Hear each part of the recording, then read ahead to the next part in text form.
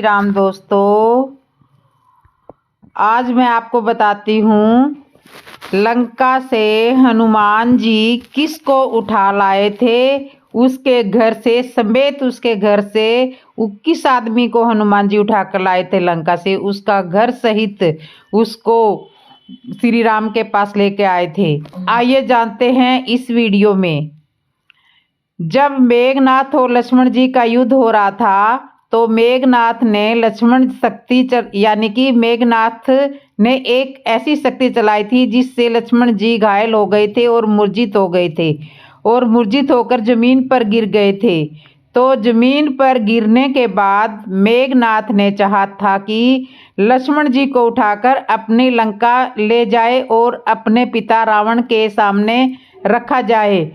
और जब उसको उठाने के लिए चला तो वह उठा नहीं पाया, क्योंकि लक्ष्मण जी शेषनाग के अवतार थे। वह अपने सर पर पूरी पृथ्वी का भार रख लेते थे, इसलिए मेघनाथ उन्हें नहीं उठा पाया और हनुमान जी आए और उन्हें उठाकर भगवान श्री राम के पास ले गए। और वहां पर जब लक्ष्मण जी को मूर्छित देखा तो हर एक व्यक्ति, हर एक वानर और भगवान श्री राम भी रोने लगे और कहने लगे कि मेरे भाई को क्या हुआ। तो हनुमान जी ने कहा कि इन्हें लक्ष्मण शक्ति लगी है, यानी कि मेघनाथ ने एक ऐसी शक्ति चलाई और लक्ष्मण जी मूर्छित हो गए हैं। तो उनके पास कोई ऐसी दवाई नहीं थी जो लक्ष्मण जी को जीवित कर सके, यानी कि उनकी मूर्छा को दूर कर सके। विभीषण जी जो थे वह भगवान श्री राम के पास थे और वह कहने लगे कि हमारे एक सुषेण वैद्य है जिनका जो बहुत ही अच्छे वैद्य हैं लंका में, और हमारे कुल का वैद्य है और हमारे पूरे घर की कोई भी समस्या होती है, यानी कि जिसे कहते हैं कि पर्सनल फैमिली डॉक्टर, तो इस तरह का वो वैद्य है जो उनका नाम सुषेण वैद्य है। तो उन्होंने विभीषण जी ने हनुमान जी से कहा कि जाओ तुम लंका जाओ और सुषेण वैद्य को बुला कर लाओ, वह इनका इलाज कर देंगे। तो हनुमान जी गए और लंका जब पहुंचे तो उन्होंने सुषेण वैद्य से कहा, वैद्य जी चलिए, हमारे लक्ष्मण भैया जी मूर्छित हो गए हैं, तो आप चलकर उनका इलाज कर दीजिए। तो सुषेण वैद्य जी ने कहा कि मैं रावण का पर्सनल यानी कि रावण का फैमिली वैद्य हूँ, मैं किसी अन्य आदमी का इलाज नहीं कर सकता। तो काफी समय तक वार्तालाप हुआ हनुमान जी से। तो वह सुषेण वैद्य जी ने मना कर दिया। तो सुषेण वैद्य को उनके घर के समेत हनुमान जी उठा लाए लंका से, और जहां पर लक्ष्मण जी मूर्छित पड़े हुए थे वहां पर उनको रखा और कहने लगे अब इनका इलाज करो। तो विभीषण जी ने सुषेण वैद्य से कहा कि लक्ष्मण जी का आप इलाज करिए। तो सुषेण वैद्य ने उन्हें देखा और कहने लगे कि इनका इलाज सिर्फ संजीवनी बूटी से ही हो सकता है जो पर्वत पर है, तो कोई सुबह से पहले उस पर्वत से संजीवनी बूटी ला सके तो इनके प्राण बच सकते हैं। तो हनुमान जी ने कहा कि मैं लेकर आऊंगा। तो हनुमान जी उड़ने के बाद जब वह पर्वत पर पहुंचे और संजीवनी बूटी को ढूंढने लगे तो उन्हें यह समझ में नहीं आई कि संजीवनी बूटी है कौन सी, और उधर सुबेरा भी होने वाला था। तो हनुमान जी पूरा पर्वत ही उठाकर ले आए, और जब पूरा पर्वत उठा के हनुमान जी वह पर्वत पूरा जमीन के अंदर पताल में समा गया। तो सुषेण वैद्य उनका नाम था जिनका घर समेत हनुमान जी लंका से उठाकर लाए थे, सुषेण वैद्य जी का। तो उन्होंने फिर वहाँ वो जड़ी बूटी से लक्ष्मण जी का इलाज किया। तो हनुमान जी ने लंका से किसको उनके घर समेत उठा कर लाया था, ये मैंने आपको इस वीडियो में बता दिया है। और आगे मैं आपको बताती हूँ कि ऐसी भी बहुत सी कहानी एक और है जो मैं आपको बताने वाली हूँ। हनुमान जी ने किसको उनके घर समेत से उठा लाए थे? लंका से मेघनाथ और लक्ष्मण जी का जब युद्ध आरंभ हुआ था, तो युद्ध होते होते मेघनाथ ने उन पर ब्रह्मास्त्र चलाया और ब्रह्मास्त्र को लक्ष्मण जी ने हाथ जोड़कर प्रणाम किया और वह ब्रह्मास्त्र गायब हो गया। तब मेघनाथ समझ गया कि लक्ष्मण कोई नर नहीं है, किसी भगवान का अवतार है, और सुदर्शन चक्र का प्रहार किया। तो सुदर्शन चक्र ने लक्ष्मण जी की परिक्रमा करके वापस लौट आया, क्योंकि भगवान विष्णु का सुदर्शन चक्र और जिस शेषनाग की शैया पर भगवान विष्णु सोते हैं, लेटे रहते हैं, वही तो लक्ष्मण जी है, और उन पर कैसे तो सुदर्शन चक्र का प्रहार करे। और लक्ष्मण जी और मेघनाथ का युद्ध काफी समय तक चलता गया। काफी समय तक इसलिए चला था कि उनका युद्ध दो बराबर का युद्ध था। पहली बार हुआ तो मेघनाथ ने एक शक्ति चलाई और लक्ष्मण जी को मूर्छित कर दिया। लक्ष्मण जी ने जब होश में आए तो संजीवन बूटी से, तब उनके बाद जब युद्ध हुआ तो मेघनाथ और लक्ष्मण जी का, तो लक्ष्मण जी ने शपथ ली थी कि अगर मैंने मेघनाथ का वध नहीं किया तो अपने प्रभु श्री राम जी को अपना मुंह कभी नहीं दिखाऊंगा। तो ऐसी इसलिए हनुमान जी जो थे वो संजीवन बूटी लेने के लिए पूरा पर्वत ही उठा लाए थे। और सुषेण वैद्य ने जब मना कर दिया था तो सुषेण वैद्य को घर समेत ही लेकर श्री राम के पास, जहाँ पे लक्ष्मण जी मूर्छित पड़े हुए थे, वहां पर लेकर आ गए थे। अब मैं आपको श्री राम कथा का बहुत ही सुंदर सा प्रसंग आपको सुना रही हूँ, जिसमें श्री राम जी जब जनकपुर में गए तो उनकी सुंदरता का बखान इतनी सुंदरता से किया गया कि आप सुनते ही रह जाओगे। ये सब संसार के सबसे सुंदर वर है, इतने सुंदर कि जब जनकपुर में आए तो पूरे नगर में हलचल मच गई। पूरा नगर बहुआ गया, जैसे अभी धनुष टूटने की कोई आशा भी नहीं दिखाई दे रही थी। वह पूरा नगर हाथ जोड़कर देव को गोहराने लगा, हे सूरज बाबा, हे संजा माई, राजा जी की बिटिया के लिए इनसे अच्छा वर नहीं मिलेगा। कृपा कीजिए कि ये धनुष उठा ले। जनकपुर के मार्ग पर भगदड़ मची है, सारे नर नारी बेचैन है उन दो युवकों को देख लेने के लिए जो समय जनकपुर देखने निकले हैं। एक युवती अपनी सखी से कहती है, राजकुमारी से इनका विवाह हो जाएगा तो हमारा भी भला हो जाएगा। ससुराल के नाते ही सही, जब जब जनकपुर आएंगे तब तब इन्हें निहार लेने का सौभाग्य तो हमें मिलेगा। पर यह राजा इतना मूर्ख हो गया है कि जाने किस धनुष उठाने वाले प्रण पर अटका हुआ है। इतने कोमल बालक भला क्या ही धनुष उठा पाएंगे। काश कि यही उठा लेते। बच्चे उन्हें छू कर देख रहे हैं। एकाएक जाने कितनी प्रकार की हवाएं बहने लगी है। कोयल, तोता, चकोर, पपैया सब एक साथ ही गाने लगे हैं। समूचे जनकपुर में जैसे एक पवित्र गंध पसर गई है। लोग बाग सब कुछ भूल गए। बस याद है तो वे दो युवक जो अयोध्या वाले राजा दशरथ के बेटे हैं और विश्वामित्र बाबा के साथ आए हैं। मुनि बाबा के साथ दोनों भाई धनुष यज्ञ मंडप पहुंचे हैं। सभा में अनेक राजा महाराजा बैठे हैं, पर राज कुटुंब के हर नर नारी की दृष्टि बस उसी युवक पर टिकी हुई है। माताओं को उनमें अभी से अपना पुत्र दिखने लगा है। वे अपनी ओर देखती हैं तो अनायास ही आंसुओं में जल उतर आता है। एक एक करके राजा लोग धनुष के पास अपनी शक्ति दिखाने पहुंच रहे हैं। जैसे ही कोई राजा धनुष तक पहुंचता है तो सारी स्त्रियां हाथ जोड़कर प्रार्थना करने लगती है, हे भगवान इससे न उठे। जब वह हार कर वापस लौटता है तो सबके कलेजे को शांति मिलती है।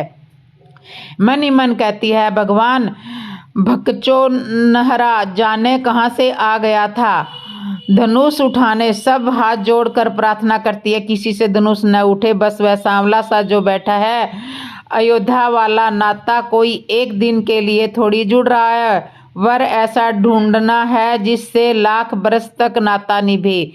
वैसा अब तक बस एक ही दिख है। सबके हार जाने पर राजा जनक उदास होकर कहते हैं, समाप्त हो गया क्या देव? इस पर लक्ष्मण जी को क्रोध और समूची पृथ्वी को उठा लेने का दावा, पर आम मिथिलावासियों का मन नहीं मानता, इसलिए सोच रही हैं ये पश्चिम वाले ऐसे ही लंबी लंबी हाँकते हैं कि क्या रे, कहाँ महादेव का विशाल धनुष और कहाँ ये कोमल किशोर? सबके हाथ प्रार्थना में जुड़े हुए हैं। लखन की बातों पर भरोसा नहीं होता, फिर भी सभी चाहते हैं कि उनकी बात सत्य हो। धनुष सांवरे के हाथ से ही टूटे। हे मैया, हे महादेव, कृपा करो। गुरुजी ने सांवले को आदेश दिया है। वे उठकर धीरे धीरे धनुष की ओर बढ़ते हैं। अचानक हजारों लोगों की धड़कन बढ़ गई है, गला भर गया है, आंखों में जल उतर गया है। सब मन ही मन जोर जोर से जप रहे हैं, महादेव महादेव महादेव, बस यही यही यही यही। वे धीरे धीरे धीरे चल रहे हैं। बाबा लिखते हैं, जैसे हजार काम चल रहे हों वैसे हमारे रामदेव धनुष की तरफ चल रहे हैं। वे धनुष के पास पहुंचे। भयभीत मिथिलों ने क्षण भर के लिए अचानक अपनी आंखें बंद कर ली। उसी एक क्षण में बिजली चमकी, आकाश गरजा, धरती कांपी। लोगों की आंख खोलते हैं तो दिखता है धनुष टूट गया है और सिया के राम मुस्कुरा रहे हैं। बोलिए दुल्हे राजा की जय। रामचंद्र जी के भजन बिनु जो चह पद निभाहु। श्री रामचंद्र जी के भजन बिना जो मोक्ष पद चाहता है वह मनुष्य ज्ञानवान होने पर भी बिना मूछ और सींग वाला पशु है। भक्ति भजन है किसका? भजन ब्रह्मा का। ब्रह्मा वह है जो चेतना के स्तरों से ध्रुवन्य है, अज्ञानियों से ज्ञानित है, पूजनियों में पूज्य है और एक होता हुआ भी अनेक का साक्षात कर्म फल प्रदाता तथा भक्तों को आवश्यकताओं को पूर्ण करने वाला है। भक्ति योग भावना प्रधान और प्रेमी प्रकृति वाले व्यक्ति के लिए उपयोगी होती है। और अब मैं आपको बताती हूँ, जब श्री राम ने वानर सेना को जनकपुर में जाने के लिए आमंत्रित किया, जब रावण की सेना को हराकर और सीता को लेकर श्री रामचंद्र जी वापिस अयोध्या पहुंचे तो वहां उन सब के लौटने की खुशी में एक बड़े भोज का आयोजन हुआ। वानर सेना के सभी लोग भी आमंत्रित थी, लेकिन बेचारे सब ठहरे वानर ही थे। तो सुग्रीव ने उन सबको खूब समझाया, देखो यहाँ हम मेहमान हैं और अयोध्या के लोग हमारे मेजबान। तुम वहाँ पर सब अच्छे से आचरण करना। हम वानर जाति वालों को लोग निशाचर वहीन न समझे, इस बात का ध्यान रखना। वानर भी अपनी जाति का मान रखने के लिए तत्पर थे, किंतु एक वानर आगे आया और हाथ जोड़कर सुग्रीव से कहने लगा, प्रभु हम प्रयास तो करेंगे कि अपना आचार अच्छा रखे, किंतु हम ठहरे बंदर, कहीं भूल चूक भी हो सकती है, तो अयोध्या वासियों के आगे हमारी अच्छी छवि रहे।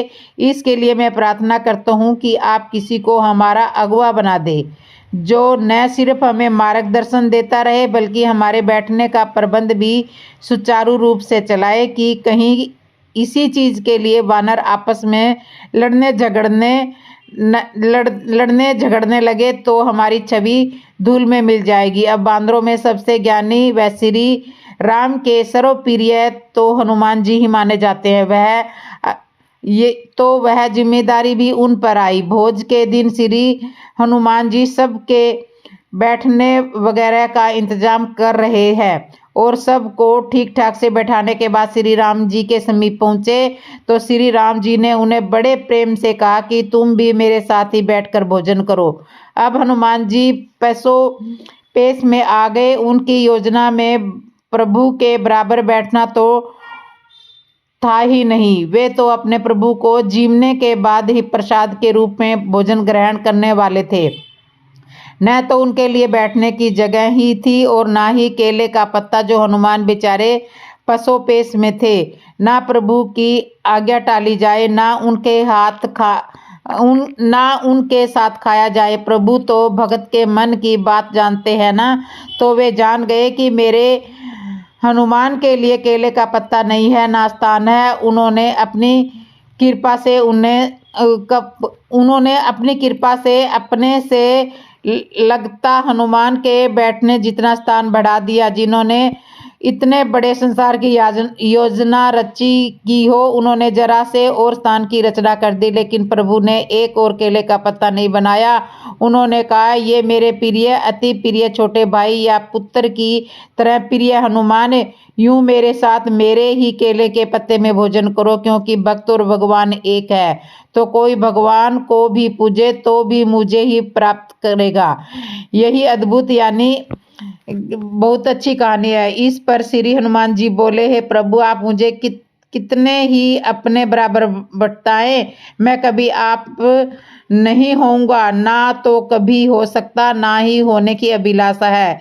यह है दैत्य यानी जीव और ब्रह्मा के बीच की मर्यादा। मैं सदा सर्वदा से आपका सेवक हूँ और रहूंगा। आपके चरणों में ही मेरा स्थान था और रहेगा। तो आप की थाली में खा नहीं सकता। जब हनुमान जी ने प्रभु के साथ भोजन करने से इनकार कर दिया, तब श्री राम ने अपने सीधे हाथ की मध्यम उंगली से केले के पत्ते के मध्य में एक रेखा खींच दी कि इससे वह पत्ता एक भी रहा और दो भी हो गया। एक भाग में प्रभु ने भोजन किया और दूसरे अर्थ में हनुमान को करवाया। तो जीव आत्मा और परमात्मा के एकवय और दैत्य दोनों के चिन्ह के रूप में केले के पत्ते आज भी एक होते हुए भी दो हैं और दो होते हुए भी एक है, यानी दैत्य में अदैत्य। यही दृष्टि की व्यवस्था जो ब्रह्मा और जीव के संबंध यानी दैत्य में अदैत्य को दर्शाती है। इसे समझ पाना बहुत कठिन है। तो मित्रों, आध्यात्मिक जीवन के बारे में आत्मा के कल्याण की अनेक साधनाएं हैं। सभी का अपना अपना महत्व है और उनके परिणाम भी अलग अलग हैं। स्वास्थ्य से सन्मार्ग की जानकारी होती है, सत्संग से स्वभाव और संस्कार बनते हैं, कथा सुनने से सद्भावनाएं जागृत होती है, तीर्थ यात्रा से भावांकुर पुष्ट होते हैं, कीर्तन से तमन्यता का आभास होता है, दान पुण्य से सुख सौभाग्य की वृद्धि होती है, पूजा अर्चना से अस्तित्व बढ़ता है। इस प्रकार सभी साधन ऋषियों ने बहुत सोच समझकर प्रचलित किए हैं। पर तप यानी कि परिश्रम का महत्व इन सब से अधिक है। तप की अग्नि में पड़कर ही आत्मा के मल विशेष और ताप जपते हैं। तप के कारण ही आत्मा में वह प्रचंड बल पैदा होता है जिसके द्वारा सांसारिक तथा आत्मिक जीवन की समस्याएं हल होती है। राम जी के चित्रकूट चरित्र की कथा सुना रही हूँ। भरत चरित्र के बाद तुलसीदास ने अर्कांड्य आरंभ किया है। तुलसीदास जी ने शिव और माँ पार्वती की वंदना की है, साथ में श्री राम जी की भी वंदना की है। एक बार सुंदर फूल चुनकर श्री राम जी ने अपने हाथों से भांति भांति के गहने बनाए और सुंदर स्फटिक शिला पर बैठे हुए प्रभु के आदर के साथ वे गहने सीता जी को पहनाए हैं। देवराज इंद्र के पुत्र जयंत की कथा मैं आपको सुना रही हूँ। देवराज इंद्र का मूर्ख पुत्र जयंत कोए का रूप धरकर श्री रघुनाथ जी का बल देखना चाहता था। उसने कौवा बनकर माता सीता के चरणों में चोंच मारी और भाग गया। सीता जी के पैर से रक्त बहने लगा। तब रघुनाथ जी ने धनुष पर सिंह का बाण साधन किया और मंत्र से प्रेरित किया। वह बाण जयंत के पीछे लग गया और अपना असली रूप धरकर पिता इंद्र के पास गया जयंत, लेकिन इंद्र उसकी रक्षा नहीं कर पाया। फिर वह ब्रह्मलोक, शिवलोक आदि समस्त लोकों में थका हुआ, डरा हुआ, भागता हुआ फिरने लगा, लेकिन किसी ने उसकी रक्षा करनी तो दूर, उसे बैठने तक को भी नहीं कहा। तुलसीदास जी कहते हैं कि जो राम से बैर रखता है उसके लिए माता मृत्यु के समान, पिता यमराज के समान और अमृत विष के समान हो जाता है। नारद जी ने जयंत को व्याकुल देखा तो उन्हें दया आ गई और उसे तुरंत श्री राम जी के पास भेज दिया। उसने राम जी के पास जाकर कहा, हे शरणागत के हितकारी, मेरी रक्षा कीजिए। और राम जी के चरण पकड़ लिए। आपके अतुलित बल और आपकी अतुलित प्रभुलता को मैं मंदबुद्धि जान नहीं पाया। अपने किए का फल मुझे मिल गया है, अब मेरी रक्षा कीजिए। कृपालु श्री रघुनाथ जी ने उसकी अत्यंत दुख भरी वाणी सुनकर उसे एक आंख का काना करके छोड़ दिया। उसने मोहवश द्रोण किया था, इसलिए यद्यपि उसका वध ही उचित था, पर प्रभु ने कृपा करके उसे छोड़ दिया। फिर श्री राम जी के समान कृपालु और कौन होगा। इस प्रकार भगवान ने चित्रकूट में काफी चरित्र किए हैं। अब श्री राम जी ने मन में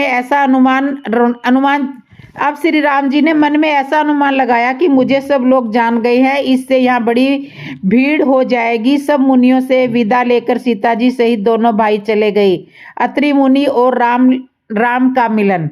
अब प्रभु अत्रि मुनि के आश्रम में आए हैं। दोनों भाइयों ने दंडवत प्रणाम किया और ऋषि ने उन्हें हृदय से लगा लिया। श्री राम जी की छवि देखकर मुनि के नेत्र शीतल हो गए। भगवान को खाने के लिए कंदमूल और फल दिए हैं। अब प्रभु आसन पर विराजमान है। मुनि भगवान की स्तुति करते हैं। हे भक्तवत्सल, हे कृपालु, हे कोमल स्वभाव वाले, मैं आपको नमस्कार करता हूँ। निष्काम पुरुषों को अपना परम धाम देने वाले आपके चरणों को मैं भजता हूँ। मुझे अपने चरणों की भक्ति दे दीजिए। अनसुईया जी माता और सीता जी का संवाद। फिर परम सिलवी और विनम्र श्री सीता जी अनसुईया जी के चरण पकड़कर उनसे बोली। उन्होंने आशीष देकर सीता जी को बैठा लिया और उन्हें ऐसे दिव्य वस्त्र और आभूषण पहनाए जो नित्य नए, निर्मल और सुहावने बने रहते हैं, कभी भी मैले और पुराने नहीं होते। फिर माँ अनसुईया ने सुंदर शिक्षा दी जानकी जी को। हे राजकुमारी सुनिए, माता पिता भाई सभी हित करने वाले होते हैं, परंतु ये सब एक सीमा तक ही सुख देने वाले होते हैं। परंतु हे जानकी, पति तो मोक्ष रूप असीम सुख देने वाला है। वह स्त्री अधम है जो ऐसे पति की सेवा नहीं करती। धैर्य, धर्म, मित्र और स्त्री, इन चारों की विपत्ति के समय ही परीक्षा होती है। वृंद, रोगी, मूर्ख, निर्धन, अंधा, बहरा, क्रोधी और अत्यंत ही दीन ऐसे भी पति का अपमान करने से स्त्री यमपुर में भांति भांति के दुख पाती है। शरीर, वचन और मन से पति के चरणों में प्रेम करना स्त्री के लिए बस एक ही धर्म है, एक ही व्रत है और एक ही नियम है। जगत में 4 प्रकार की पतिव्रताएं होती है। वेद, पुराण और संत सब ऐसा कहते हैं कि उत्तम श्रेणी की पतिव्रता के मन में अपने पति को छोड़कर दूसरा पुरुष स्वप्न में भी नहीं देखती। मध्यम श्रेणी की पवित्रताएं प्राय पति को कैसे देखती है, जैसे वह अपना सगा भाई, पिता या पुत्र हो, अर्थात समान अवस्था वाले को वह भाई के रूप में देखती है, बड़े को पिता के रूप में और छोटे को पुत्र के रूप में देखती है। जो धर्म को विचार कर और अपने कुल की मर्यादा समझकर बची रहती है वह निष्कृष्ट स्त्री है, ऐसा वेद कहते हैं। और जो स्त्री मौका न मिलने से या भयवश पवित्रता बनी रहती है, जगत में उसे अधम स्त्री जानना। पति को धोखा देने वाली जो स्त्री पराये पति से रति करती है वह तो 100 कल्प तक नरक में पड़ी रहती है। क्षण भर के सुख के लिए जो 100 करोड़ जन्मों के दुख को नहीं समझती, उसके समान दुष्टा कौन होगी। जो स्त्री छल छोड़कर पतिव्रत धर्म को ग्रहण करती है वह बिना ही परिश्रम परम गति को प्राप्त करती है, किंतु जो पति के प्रतिकूल चलती है वह जहाँ भी जाकर जन्म लेती है वही जवानी पाकर जवानी में विधवा हो जाती है। स्त्री जन्म से ही अपवित्र है, किंतु पति की सेवा करके वह अनायास ही शुभ गति प्राप्त कर लेती है। पतिव्रत धर्म के कारण ही आज भी तुलसीदास जी भगवान को प्रिय है और चारों वेद उनका यश गाते हैं। हे सीता सुनो, तुम्हारा तो नाम ही ले लेकर स्त्रियां पतिव्रत धर्म का पालन करेगी। तुम्हें तो श्री राम जी प्राणों के समान प्रिय है। यह पतिव्रत धर्म की कथा तो मैंने संसार के हित के लिए कही है। जानकी जी ने सुनकर परम सुख पाया और आदरपूर्वक उनके चरणों में सिर नवाया। तब कृपा की खान श्री राम जी ने मुनि से कहा, आज्ञा हो तो अब दूसरे वन में जाऊं। मुझ पर निरंतर कृपा करते रहिए और अपना सेवक जानकर स्नेह ना छोड़िएगा। श्री राम जी के वचन सुनकर ज्ञानी मुनि प्रेम पूर्वक बोले, मैं किस प्रकार कहूं कि हे स्वामी आप जाइए। हे नाथ आप अंतर्यामी है, आप ही कहिए। और मुनि की आंखों में प्रेम के आंसू बहने लगे,